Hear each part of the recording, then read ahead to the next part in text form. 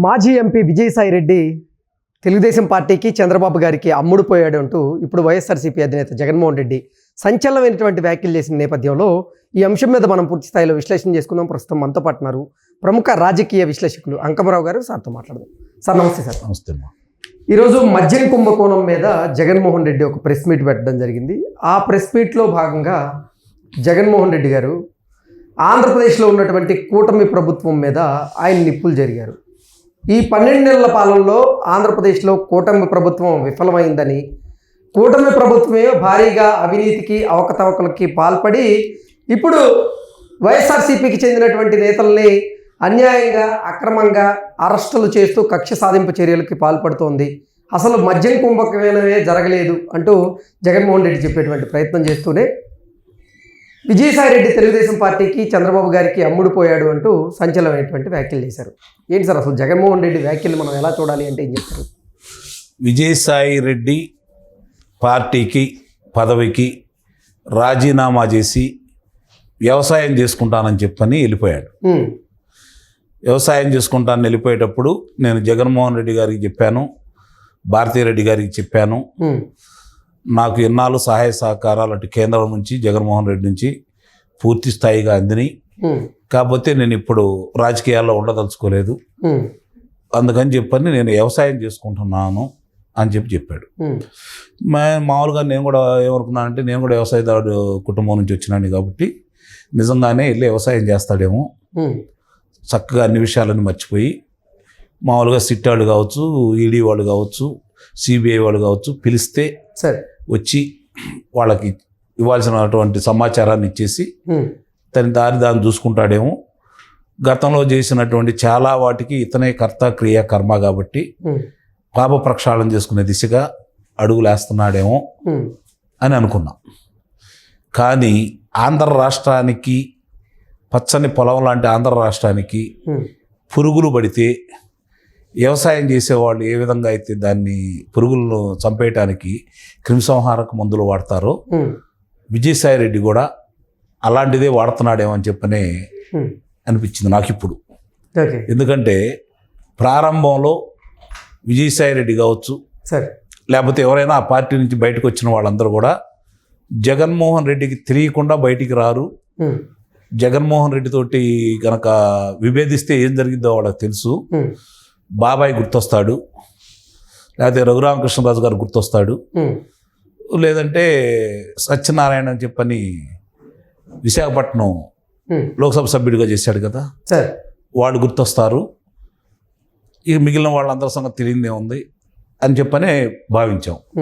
కానీ విజయసాయిరెడ్డి వచ్చేతలకి ఇవన్నిటి కూడా లెక్క చేయకుండా తను ఏం జరిగినా పర్లేదు, నా వల్ల కూడా ఆంధ్ర రాష్ట్రానికి అన్యాయం జరిగింది, నేను కూడా ఈరోజు ఈ ఆంధ్ర రాష్ట్రం 5 సంవత్సరాలు ఈ పరిస్థితి రావడానికి కారణం జగన్మోహన్ రెడ్డికి అన్నీ నేనే దగ్గరుండి చూశాను అతనే చెప్పాడుగా. 2014 నుంచి 2019 నవంబర్ వరకు కర్త క్రియ కర్మ ఒంటి చేత్తోటి పార్టీని మోసానని చెప్పాడుగా. మరి దాన్ని ఎవరు ఖండించలేదుగా. జగన్మోహన్ రెడ్డి ఖండించలేదు, సజ్జల రామకృష్ణారెడ్డి ఖండించలేదు, ఆ పార్టీలో పెద్దలు కూడా ఎవరు ఖండించలేదు కదా. అంటే ఒప్పుకున్నట్టే కదా, నిస్సందేహంగా ఒప్పుకున్నట్టే కదా. అతన్ని అవమానకరమైన రీతిలో 2వ స్థానంలో వాడిని 2000 స్థానంలోకి నెట్టేశారు, తను దిగిన మెట్లు వాళ్ళు ఎక్కుతున్నారు అని చెప్పని మాట్లాడాడు. గమనించుకోవాలి. మరి ఈ పరిస్థితుల్లో నిజంగా చంద్రబాబు నాయుడు గారికి గనక విజయసాయిరెడ్డి అనే వ్యక్తి కనుక అమ్ముడు పోయి ఉన్నట్టయితే ముందుగా ఎక్కడికి ఎందుకు వస్తాడు? సిబిఐ కార్యాలయానికి వెళ్ళేవాడు, ఈడీ కార్యాలయానికి వెళ్ళేవాడు, నీకు సంబంధించినటువంటి 43,000 కోట్ల రూపాయల ఆస్తుల్ని అటాచ్ చేసిన వివరాలన్నీ వాళ్ళ దగ్గర కక్కేవాడు. ఈ పాటికి ఆయన ఎక్కడ ఉండాలో అక్కడ ఉండేవాడు. సరే, ఎంతో ఆయన దగ్గర ఎక్కడో కాస్త విశ్వాసం ఉండబట్టి తను బలైపోయినా పర్లేదు, జగన్మోహన్ రెడ్డి బలి కాకూడదు అన్న ఉద్దేశంతో కేసీరెడ్డి రాజశేఖర రెడ్డి పేరు చెప్పాడు, ఇంకా మిగిలిన వాళ్ళందరి పేర్లు చెప్పాడు, వాసుదేవరెడ్డి పేరు చెప్పాడు, మిథున్ రెడ్డి పేరు చెప్పాడు, సజ్జల శ్రీధర్ రెడ్డి పేరు చెప్పాడు, సత్యప్రసాద్ పేరు చెప్పాడు. మిగిలిన వాళ్ళ పేర్లు చెప్పలేదుగా. ఇప్పుడిప్పుడు వరుసనే బయటకు వస్తున్నాయి. మధ్యలో ఆ పేర్లు రాకపోయేతలకి సగం బట్టలు ఇప్పారు, మిగిలిన బట్టలు నేను ఇప్పుతాను అన్నాడు. సిఐడి వాళ్ళు మిగిలిన బట్టలు కూడా మొత్తం వాళ్ళే ఇప్పేశారు. మరి ఈ పరిస్థితుల్లో మీరు అన్నట్టు కూటమి వాళ్ళ మీద పడక, ఎందుకంటే చాలా స్పష్టంగా వారాలే, ఎక్కువ సమయం కూడా లేదు, ఓకే, కొన్ని వారాలు మాత్రమే ఉన్నాయి. నేను చెప్పాడు కదా ఎప్పుడైనా అరెస్ట్ చేయొచ్చు అని, అతను తెలుసు. అసలు ఇవాళ జగన్మోహన్ రెడ్డి భయపడట్టుగా వైఎస్ఆర్సీపీ పార్టీలు ఎవరు భయపట్ల, గమనించుకోండి మీరు కావాలంటే. ఓకే, నిలువెల్లా భయం పట్టుకుంది జగన్మోహన్ రెడ్డికి, ఎప్పుడో అదుపులో తీసుకుంటారు అని చెప్పని. సహజంగా ఏమనుకున్నాడంటే నా దాకా రానీరు, వాళ్ళ మీద వేసుకుంటారు అని చెప్పాను. కానీ ఇప్పుడు ఆధారాలతో సహా స్పష్టంగా బంగారు కడికలు, బంగారు బిస్కెట్లు, వజ్ర వైడూర్యాలకు సంబంధించినవన్నీ కూడా ఎక్కడ చేరినాయో వాళ్ళు చెప్పారు. ధనంజయ రెడ్డి చెప్పాడు, వాసుదేవరెడ్డి చెప్పాడు, బాలాజీ గోవిందప్ప ఇంకా కొంచెం చెప్పలేదు. నిదానంగా అన్ని కూడా ఆయన మొత్తం కూడా బయటకు వస్తుంది. కేసిరెడ్డి రాజశేఖర రెడ్డి అయితే మొత్తం బట్టలు ఇప్పేశాడు. దీనికి సంబంధించి 143 మందిని విచారించారు కృష్ణ, గమనించుకోండి. 140 మందిని విచారించినప్పుడు వాళ్ళు చెప్పిన వాంగ్మూలాన్ని, వాళ్ళు ఇచ్చిన వాంగ్మూలాన్ని ఆధారంగా వీళ్ళందరినీ బయటకు లాక్కుండా వచ్చారు. ఓకే, ఏంటి సార్ అసలు మద్యం కుంభకోణంలో కీలక నిందితులుగా ఉన్న వాళ్ళందరి వేళ్ళు జగన్మోహన్ రెడ్డి వైపే చూపించాయా అంటే ఏం చెప్తారు? మామూలుగా ఒక 100 రూపాయలు ప్రజాధనాన్ని దోపిడీ చేస్తే 90 రూపాయలు తనకి మాత్రమే రావాలి, మిగిలిన అందరూ కలిపి 10 రూపాయలు మాత్రమే పంచుకోవాలి. ఓకే, కాబట్టి ఏ కుంభకోణం వచ్చినా కూడా 90% ఉన్న వ్యక్తి దగ్గరికి వెళ్తాయి ఆ ఏళ్ళు. 10% ఉన్నవాళ్ళు మాకు ఇట్లా వచ్చినాయి ఇట్లా వచ్చినాయి చెబుతారు. మిగిలిన 90% అంటే లెక్కలు చూపించాలి కదా వీళ్ళు, లెక్కలు చూపించాలా వద్దా? ఈరోజు తమిళనాడులో మద్యం కుంభకోణం గురించి విచారిస్తుంది ఈడీ. దేని మీద విచారిస్తుంది? మద్యం బాటిల్ తయారీ దాని మీద విచారిస్తుంది.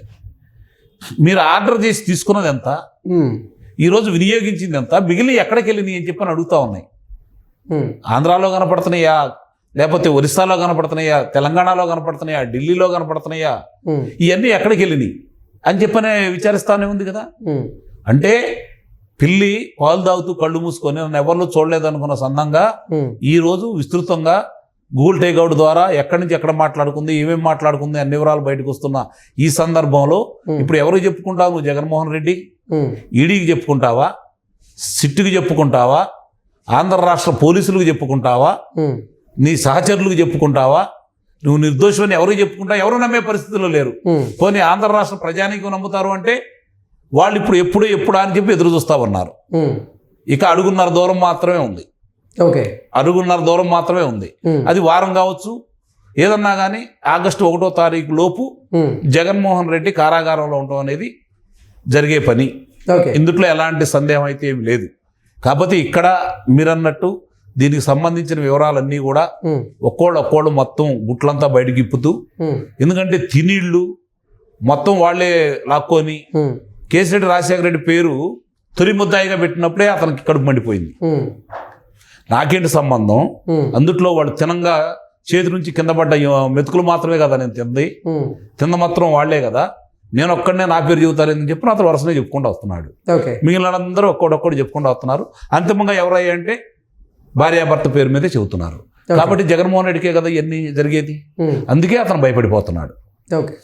ఈరోజు మాట్లాడినా, మొన్న మాట్లాడినా, అంతకు ముందు మాట్లాడినా, రాప్తాడులో హెలికాప్టర్ మీద వచ్చేసి హెలికాప్టర్నే మర్చిపోయినా, ఇవన్నీ కూడా ఆందోళనలో జరుగుతున్నటువంటి భాగము అది. Okay sir, thank you.